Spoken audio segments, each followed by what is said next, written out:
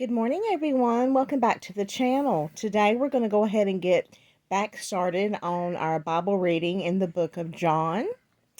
And my husband's going to be reading, so we're going to go over in the Bible to the book of John. And now we've read John 1 through 4. Now we're going to be reading John.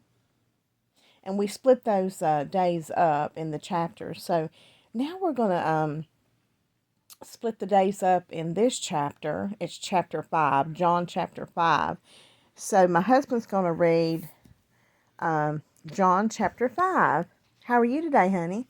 Just fine. Good. Are you ready to read God's Word? I'm ready. Okay. John chapter 5, starting with verse 1 through 15. The healing at the pool.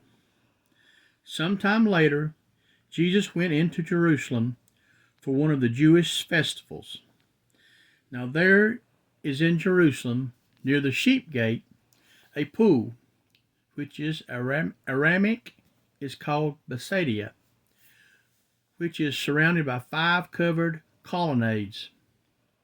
Here a great number of disabled people used to lie, the blind, the lame, the paralyzed. One who was there had been an invalid for 38 years. When Jesus saw him lying there and learned that he had been in this condition for a long time, he asked him, "Do you want to get well?"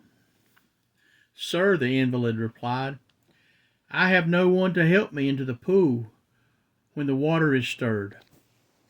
While I am trying to get in, someone else goes down ahead of me." Then Jesus said to him, "Get up, pick up your mat and walk." At once the man was cured. He picked up his mat and walked.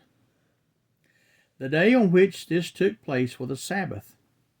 And so the Jewish leaders said to the man who had been healed, "It is the Sabbath. The law forbids you to carry your mat."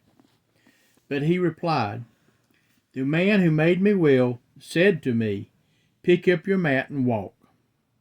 So they asked him, "Who is this fellow who told you to pick it up and walk?" The man who was healed had no idea who it was, for Jesus had slipped away into the crowd that was there. Later, Jesus found him at the temple and said to him, "See, you are well again. Stop sinning, or something worse may happen to you." The man went away and told the Jewish leaders that it was Jesus who had made him well.